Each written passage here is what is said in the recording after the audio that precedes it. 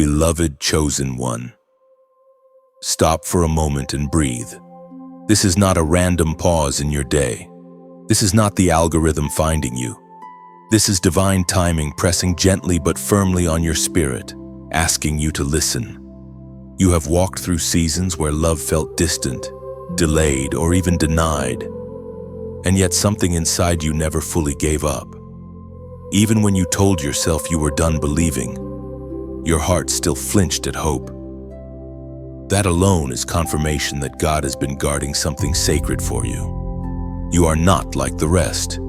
You were never designed to blend into shallow connections or temporary affection. You carry depth, discernment, and a hunger for something real, something holy. That is why counterfeit love exhausted you. That is why surface-level attention left you empty. God did not wire you for convenience love, He wired you for covenant. And covenant always takes longer, because it must be built on truth, healing, and alignment, not desperation. Listen carefully now. Heaven has not been silent about your love life. Heaven has been strategic. While you thought nothing was happening, God was rearranging people, closing doors you begged Him to keep open, and protecting you from attachments that would have delayed your calling. Some relationships didn't end because you failed. They ended because you would have shrunk to stay, and God refused to let that happen. You've questioned yourself late at night. You wondered if something was wrong with you because others seemed to find love easily while you kept finding lessons. But hear this clearly: easy love is often fragile love. What God is preparing for you must be able to withstand pressure, purpose, and spiritual warfare. The weight of your destiny requires a partner who is not intimidated by your light, not threatened by your growth, and not addicted to chaos. There were moments you almost settled, moments you considered lowering your standards just to stop the loneliness. That was the cliff, and mercy stepped in. Don't do it. No matter the price, walking away hurt, but staying would have cost you your future. This is not coincidence. This is divine intervention. God blocked certain paths because He saw where they ended, even when you could not. You are entering a season where clarity replaces confusion. You are beginning to understand that delay does not mean denial. It means development. While you were healing, God was also healing the one meant to walk beside you. While you were learning to stand alone, they were learning obedience. While you were shedding soul ties, they were being separated from counterfeits. Alignment takes time because two destinies must be synchronized, not rushed. There is a reason your heart didn't harden completely.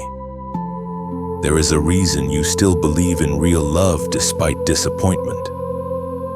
That is God preserving your capacity to receive what He promised. Cynicism would have protected you from pain, but it also would have blocked the blessing.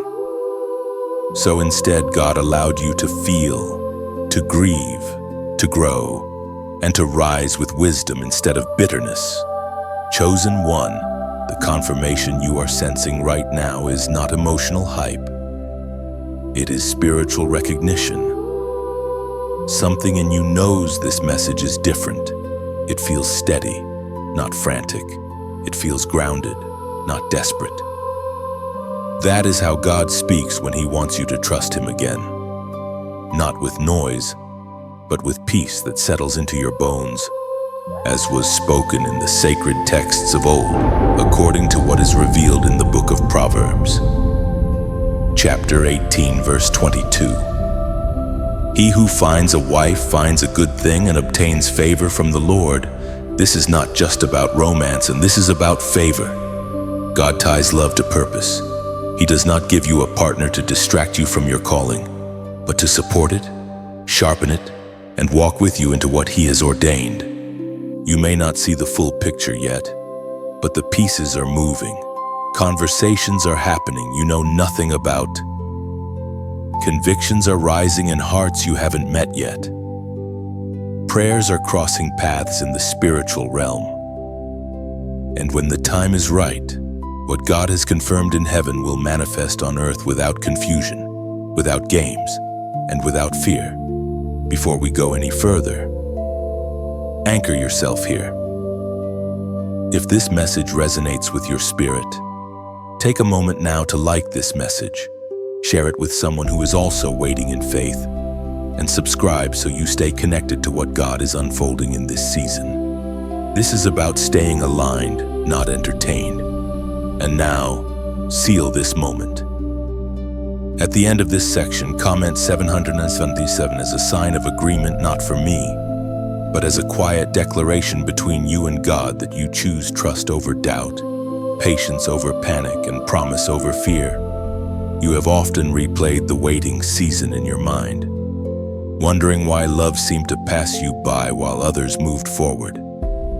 You questioned God quietly, sometimes angrily, sometimes with tears you didn't let anyone see.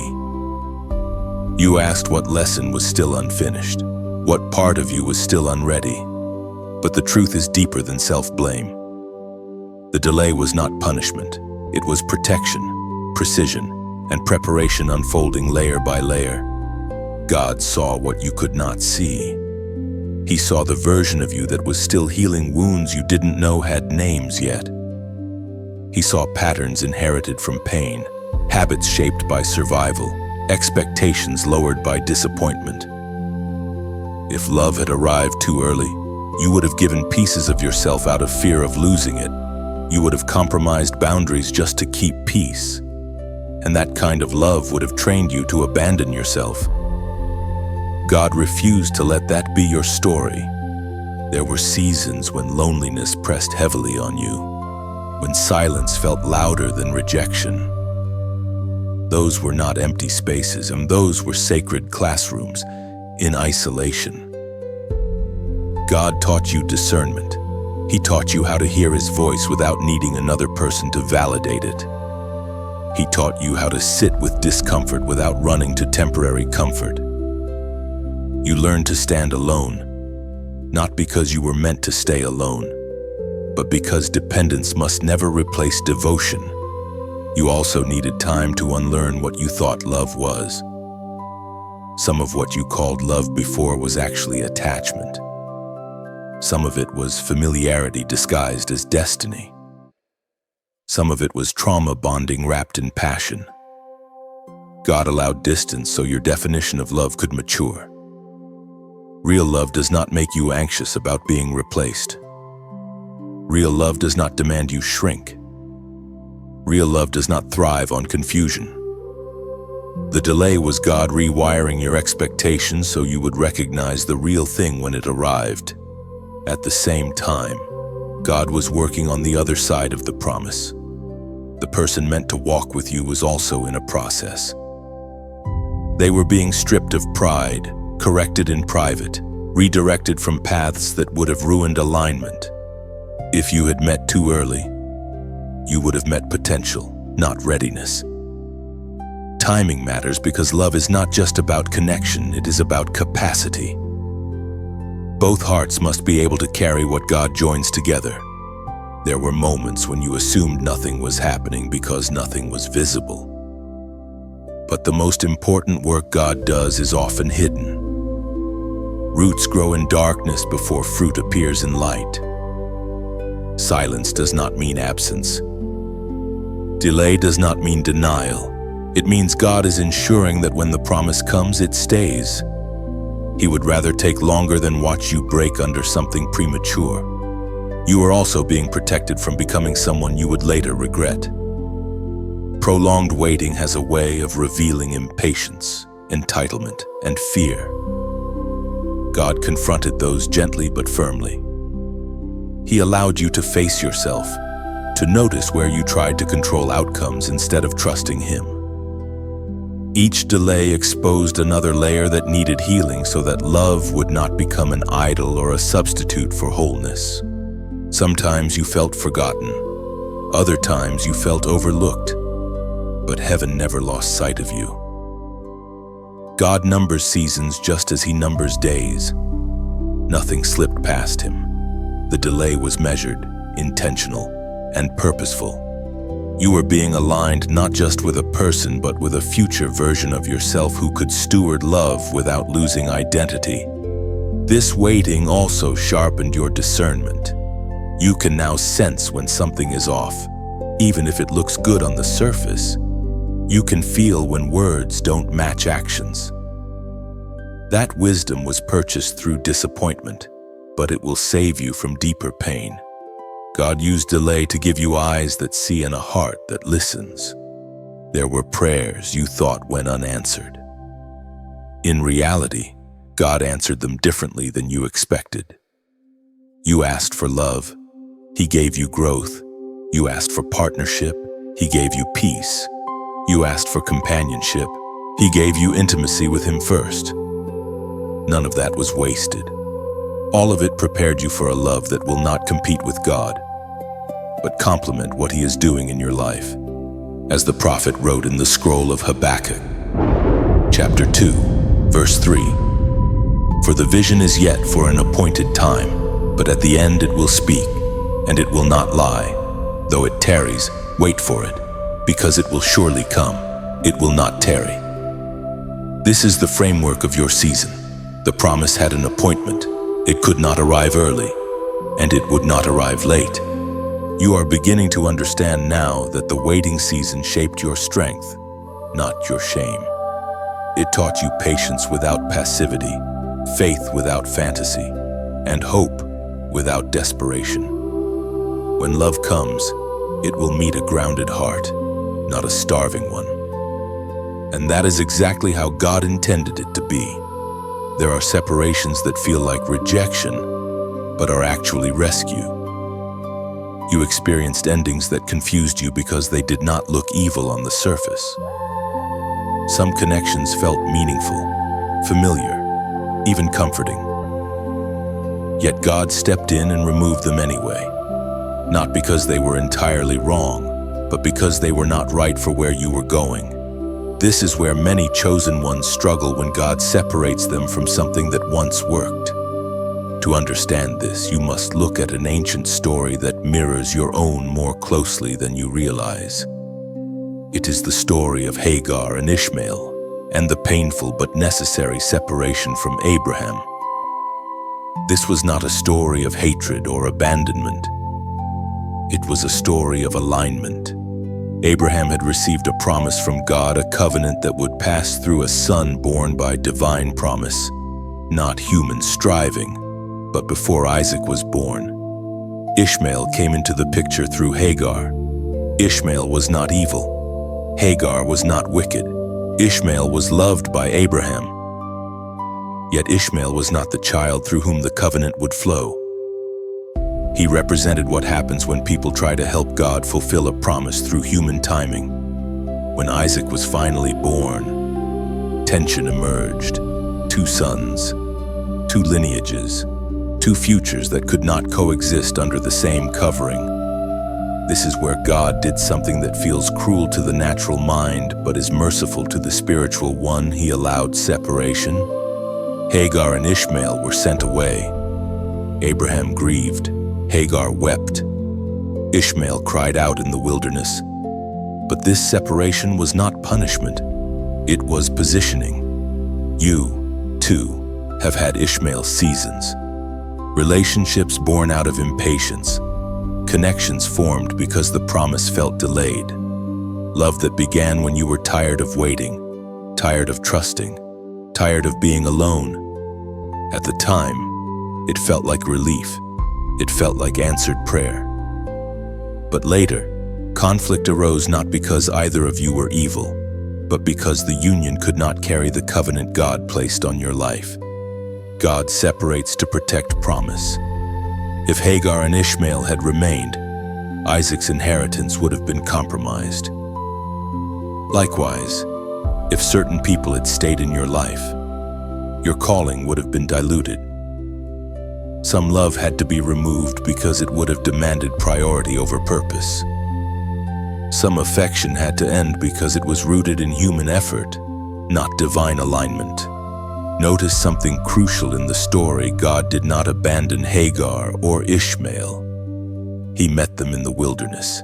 He provided water.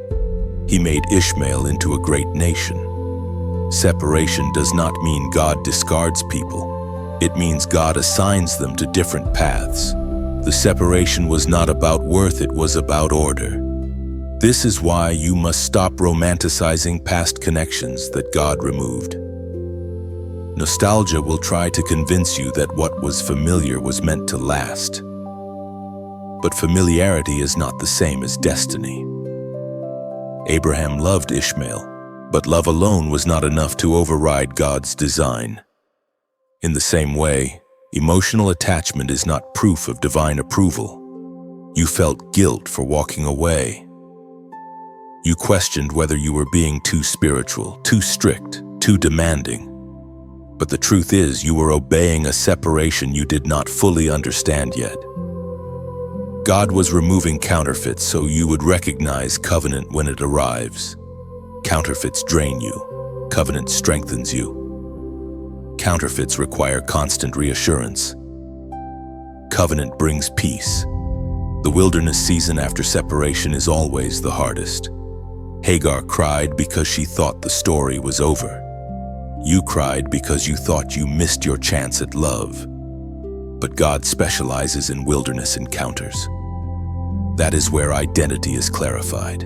That is where dependency shifts from people to God. That is where eyes are opened to see provision that was always there but unnoticed. You are not cursed because something ended. You are not unlovable because someone could not stay. You are not difficult because you required alignment. You were simply carrying something that could not be mixed with the wrong container. God had to separate you so the promise would not be polluted. The most dangerous thing for a chosen one is not being alone. It is being joined to the wrong thing for too long. Abraham obeyed even though it broke his heart. And because he did, the covenant continued without interference. Obedience often feels like loss before it feels like freedom. The Spirit spoke through the prophet Jeremiah. Chapter 15, verse 19. If you separate the precious from the vile, you shall be as my mouth. This is the principle operating in your life. God is teaching you to discern what is precious from what is merely familiar. What is aligned from what is acceptable. What is covenant from what is convenience. Some separations did not come with closure. Some people left confused, angry, or silent. That does not invalidate the obedience. God rarely explains everything in advance because faith must lead before understanding follows. But clarity always comes later. Now, here is where you respond not out of emotion, but out of agreement. At the end of this section, comment this short phrase: under 4 words I release counterfeits. This is not a ritual. This is a declaration. By writing it, you are acknowledging that you understand why certain people had to leave, and you are choosing not to call back what God removed. You are making room for covenant by refusing to cling to substitutes. Let the wilderness refine you, not define you. Just as God met Hagar with provision, He will meet you with restoration. And just as Isaac's arrival marked the continuation of the promise, so will your true love arrive, not born of striving, but of divine timing. Now that the counterfeits have been separated, God begins to retrain your discernment. This is where many people stumble, not because they lack faith, but because they confuse intensity with truth. You are being taught a higher way to recognize love, not by how it feels in the moment, but by what it produces over time. This section is about practice, not theory, about how you, as a chosen one, are meant to evaluate love through wisdom instead of impulse. Here is the first instruction: check the long-term impact, not the immediate sensation. Immediate feelings can be powerful chemistry, attraction, excitement, relief from loneliness. but none of those are proof of alignment. The true test is this: after interacting with this person, do you feel clearer or more confused, more grounded or more anxious? More yourself or more fragmented? Godly connection leaves you strengthened, even if it challenges you. Counterfeit connection leaves you stimulated but drained. You are learning to ask different questions now. Not do they like me, but do I grow around them? Not do they make me feel wanted, but do they respect the boundaries God set in my life? These questions shift your focus from validation to fruit. Feelings rise and fall. Fruit accumulates. Second instruction: observe patterns, not promises. Anyone can speak beautifully. Anyone can declare intention. But destiny responds to consistency. Watch what repeats, not what impresses. Do their actions align with their words over time? Do they show up when it costs them something, not just when it benefits them? Love aligned with God is steady, not performative. It does not rush intimacy to avoid accountability. Third instruction: notice how your spirit responds in quiet moments. Not when you're laughing together, not when the attention feels good, but when you are alone afterward. Peace is a signal. Anxiety is a signal. Conviction is a signal. God often speaks most clearly after the interaction ends, when emotions settle and truth remains. You are not meant to override those signals just because you don't want to be alone. Fourth instruction: evaluate direction, not distraction. Ask yourself honestly, does this connection move you toward who God is shaping you to become? Or does it constantly pull you away from discipline, prayer, growth, and focus? Love from God does not derail calling. It runs alongside it. Anything that consistently distracts you from obedience will eventually demand compromise. This is where many miss it. True love may feel calmer than what you are used to. It may not trigger the same emotional highs as trauma-bonded connections, and that calm can feel unfamiliar at first. Do not mistake peace for boredom. Chaos trained you to confuse instability with passion. God is retraining your nervous system so you can recognize safety as love. Here is a practical checkpoint you can apply immediately. Measure the aftertaste. After repeated interactions, what remains: gratitude or unrest? Strength or depletion? Clarity or fog? Time always tells the truth. If something is from God, it ages well. If it is not, cracks appear under patience. Another instruction: pay attention to how conflict is handled. Disagreements are inevitable, but alignment shows in how repair happens. Is there humility, ownership, willingness to listen? Or is there manipulation? Silence. Blame-shifting covenant does not avoid conflict, it handles it with honor. If someone cannot navigate small tensions with maturity, they will not survive the weight of purpose. You are also being taught to slow down. Speed often benefits counterfeits because truth takes time to reveal itself. God is not in a hurry to merge your life with someone who has not proven stewardship.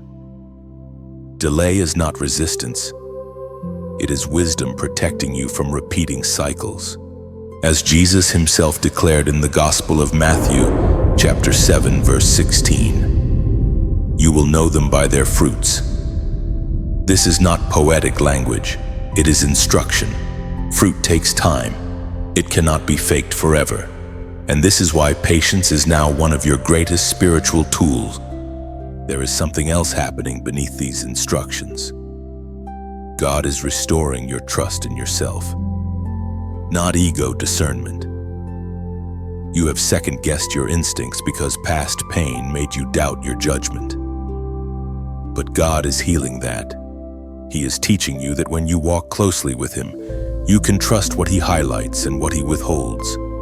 This is also why you no longer need external pressure to choose. You are not racing friends. You are not proving anything to family. You are not filling silence to avoid discomfort. You are walking deliberately. That alone disqualifies many wrong connections before they even begin. If this message is helping you slow down, think deeper and choose wiser. I invite you gently and sincerely to like and share it with someone who may be rushing when they should be discerning. And if you want to stay connected to messages that help you walk this path with clarity instead of confusion, consider subscribing. This is about growth, not hype. Chosen one, the nature of your true love will not be revealed through intensity but through integrity, not through urgency, but through endurance. What God brings into your life will stand the test of time, truth, and transformation.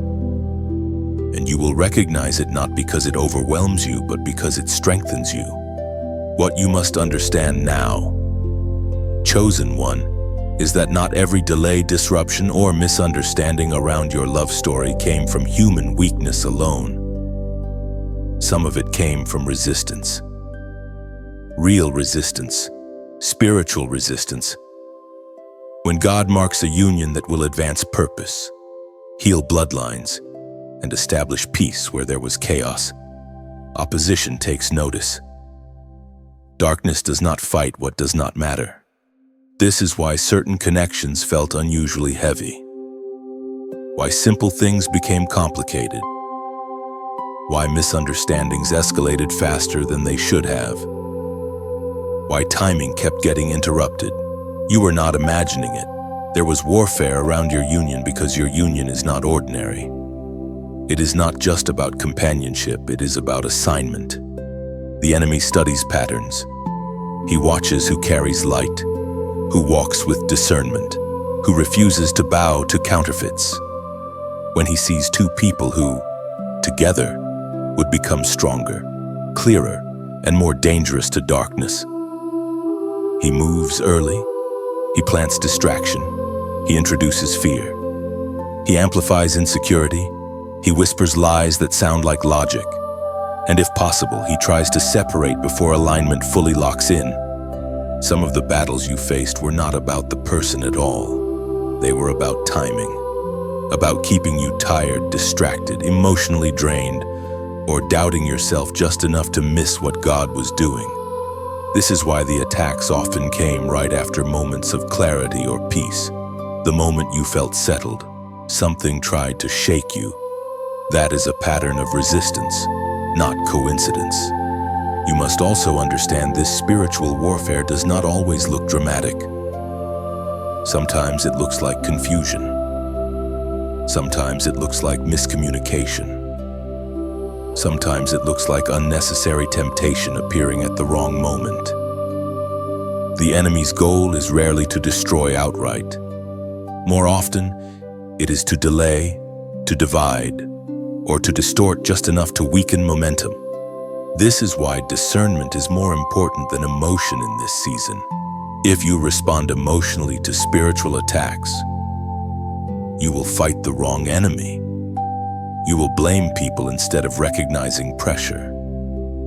You will sever connections that needed prayer, not panic. God is training you to pause and ask, what is really happening here before reacting? You are also learning that not everyone who opposes your union does so consciously. Some people are used as instruments of distraction without realizing it. Their insecurities get triggered. Their fears surface. Their unresolved wounds react to your growth. This does not make them evil, but it does mean you must be careful where you seek counsel. Not every voice deserves influence over something God is protecting. There were moments when you felt unusually tempted to give up, to retreat into isolation, to close your heart completely, to say, I'm done with love. That was not strength. That was exhaustion being exploited. Darkness would rather have you numb than hopeful, guarded than discerning, isolated than aligned. But here is the truth. Warfare is confirmation. Resistance is evidence. You do not fight over what is insignificant. The intensity of opposition reveals the weight of what God is bringing together, and the fact that you are still standing and still believing, still open, that means the attacks did not succeed. Now hear this clearly. God does not reveal a promise without also providing protection, but protection requires participation. You are called to pray, not panic, to discern, not assume, to guard your heart without hardening it. This is not a season for emotional reactions, it is a season for spiritual authority. The ancient words recorded in the book of Ephesians, chapter 6, verse 12, still echo today. For we do not wrestle against flesh and blood, but against principalities, against powers, against the rulers of the darkness of this age, against spiritual hosts of wickedness in the heavenly places. This is the lens through which you must now view the past battles. Many of them were never about flesh and blood at all. You are being trained to fight differently now, not by arguing, not by proving, not by chasing clarity from people who cannot give it, but by standing firm in what God has already shown you. Peace is one of your greatest weapons. Consistency is another. The enemy thrives on reaction. He weakens when you remain steady. This is also why alignment matters so much. When two people are both submitted to God, warfare loses leverage, unity confuses the enemy, maturity shuts doors that chaos once used freely. This is why God insisted on preparation before manifestation. A premature union would have collapsed under pressure.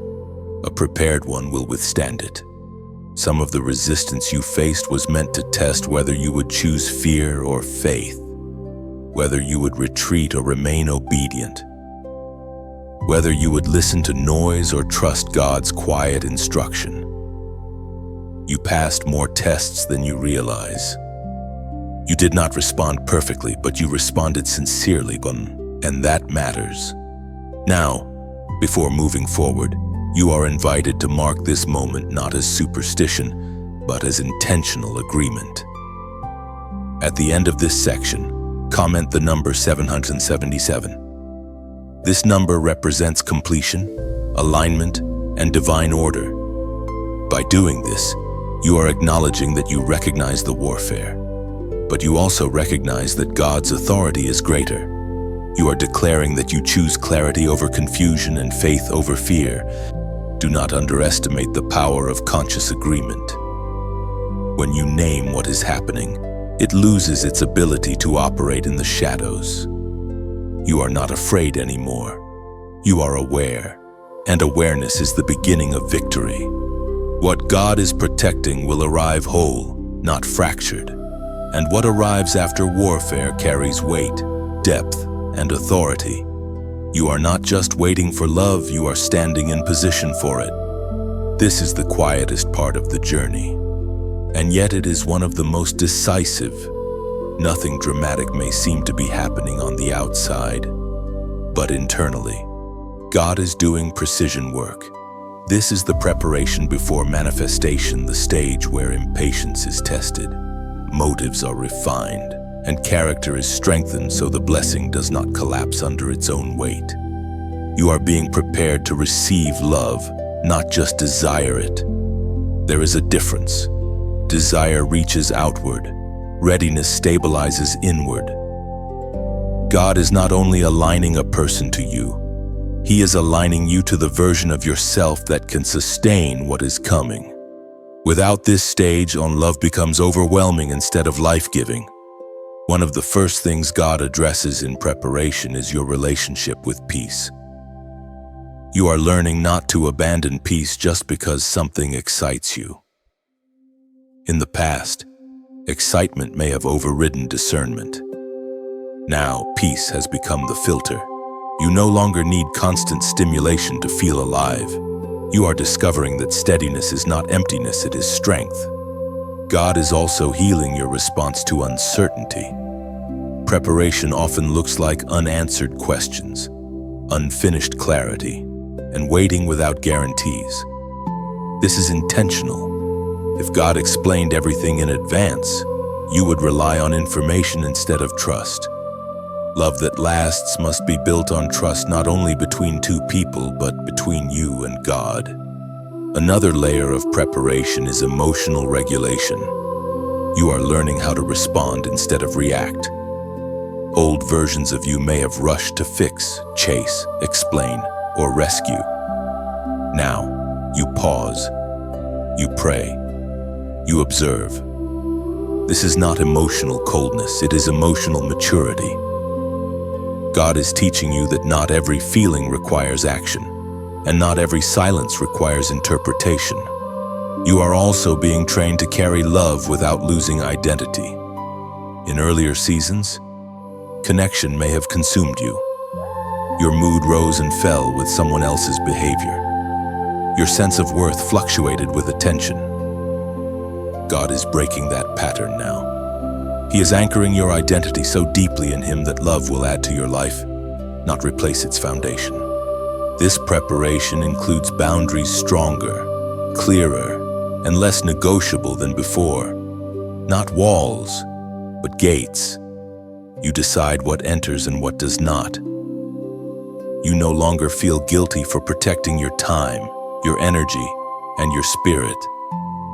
Boundaries are not fear-based. They are stewardship-based. You are guarding what God is building. There is also a purification of intention happening. God is searching your heart and removing subtle motives that could poison future joy. The need to prove something. The desire to be chosen to heal old rejection. The temptation to use love as validation. These motives are being gently confronted, not to shame you, but to free you. Love rooted in validation becomes fragile. Love rooted in wholeness becomes resilient. You may notice that distractions no longer satisfy you the way they used to. Conversations feel shallow more quickly. Temporary attention feels hollow. This is not loneliness, it is refinement. Your appetite is changing because your capacity is increasing. God does this so you do not sabotage fulfillment by feeding on substitutes. Preparation also means learning to wait without bitterness. This is one of the hardest disciplines. Waiting can harden the heart if it is not surrendered daily. God is teaching you how to wait with expectation instead of resentment, with hope instead of comparison. You are learning to bless others' journeys without questioning your own. There are also practical shifts happening. You are becoming more intentional with your time, your habits, your spiritual disciplines, not out of fear of missing something, but out of honor for what is coming. Preparation is often invisible, but it is always intentional. You are quietly becoming someone who can handle consistency, not just passion. God is also preparing you for partnership, not fantasy. True love will see your humanity. It will encounter your moods, your tired days, your unresolved edges. God is teaching you how to stay present, how to communicate honestly, how to repair instead of retreat.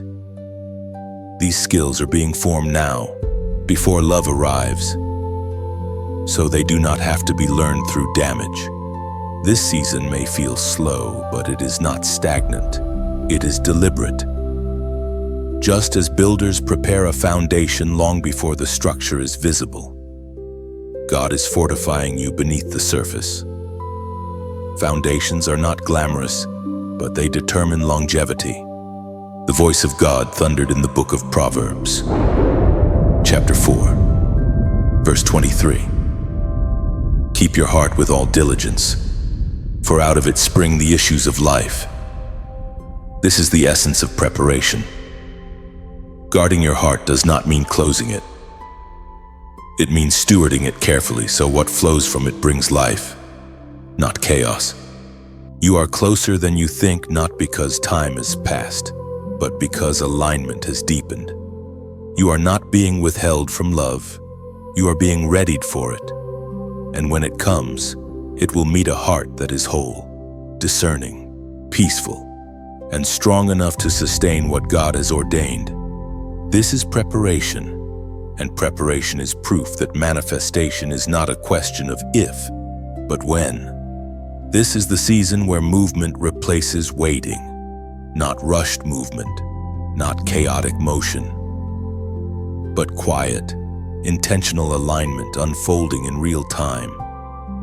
What once felt distant is now approaching steadily, because the internal work has reached maturity. God does not release promises randomly. He releases them when timing, readiness, and obedience intersect. And you are standing at that intersection now. You may not yet see the full manifestation, but you can sense the shift. Things no longer feel stuck. Old emotional cycles no longer pull you backward with the same force. You are not chasing clarity anymore, you are recognizing it.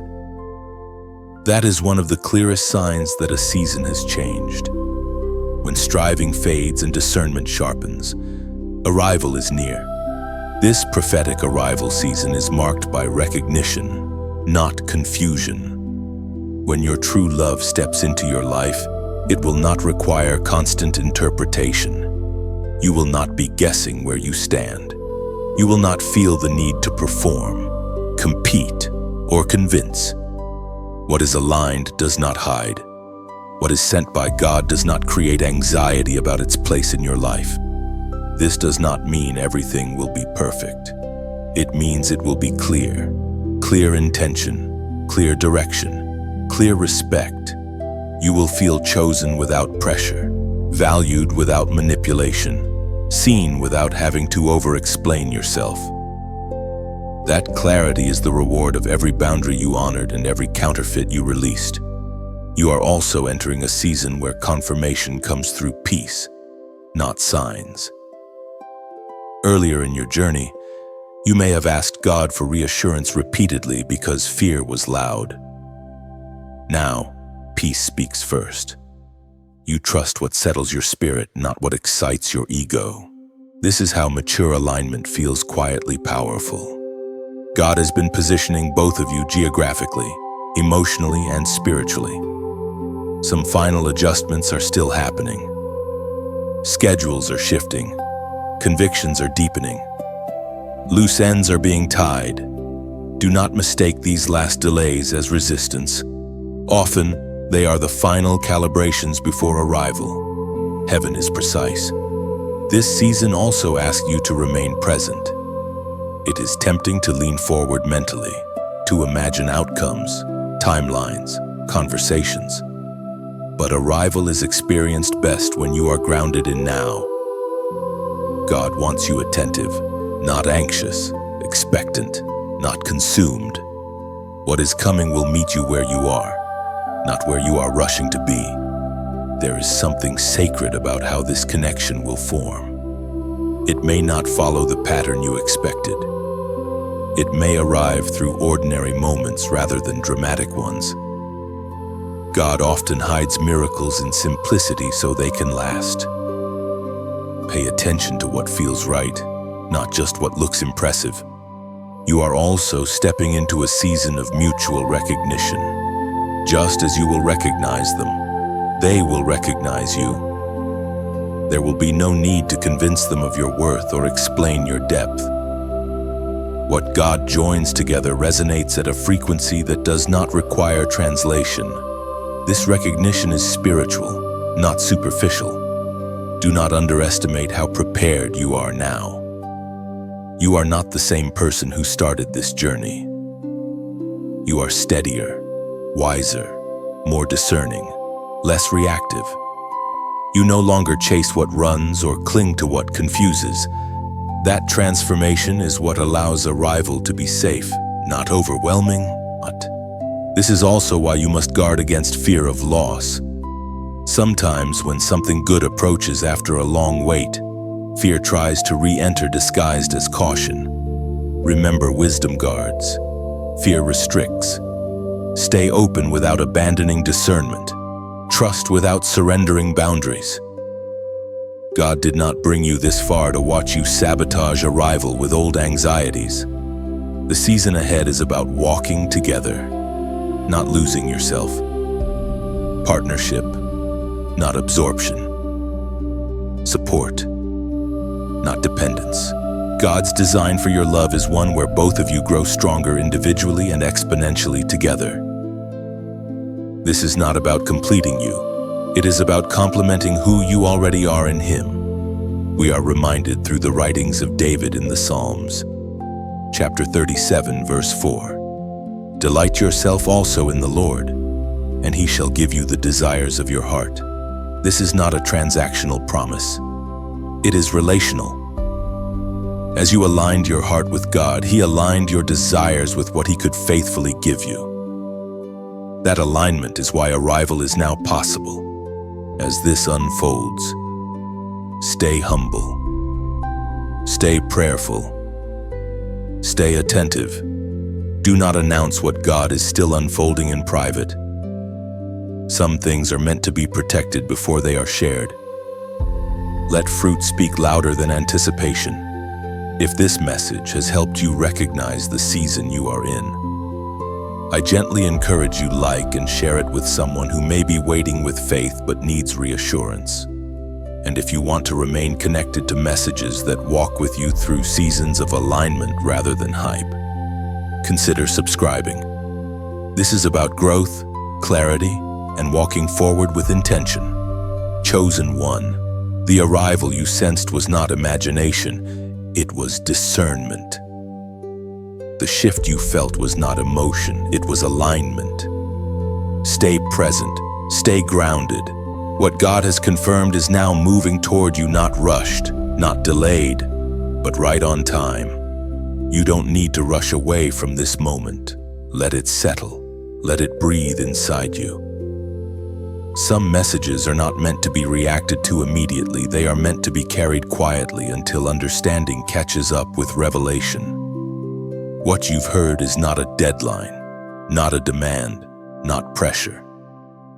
It is an invitation to remain attentive to what God is unfolding at a pace that protects your peace. You don't have to do anything dramatic next. No big announcement, no forced decision, just stay honest, stay prayerful. Stay aware. Trust that what is meant for you will recognize you without strain, and what is not will continue to fall away without effort. You are no longer chasing clarity, you are walking in it, one steady step at a time. Love, when it comes from God, does not interrupt your life, it integrates into it. It does not silence your discernment, it confirms it. It does not demand urgency, it invites presence. And whether you are days, weeks, or seasons away from full manifestation, you are already standing in alignment. That alone is progress worth honoring. If this message resonated, you're welcome to like it or share it with someone who may need reassurance in their own waiting season, but only if it feels right to you. There is no obligation here, just space. Space for reflection, space for trust. Space for what comes next. You don't need to know every detail of the road ahead. You only need to remain faithful to the step in front of you. God has already handled the timing. Your role now is simply to stay open, grounded, and willing. So take this with you not as a conclusion, but as a quiet continuation. Let the story keep unfolding.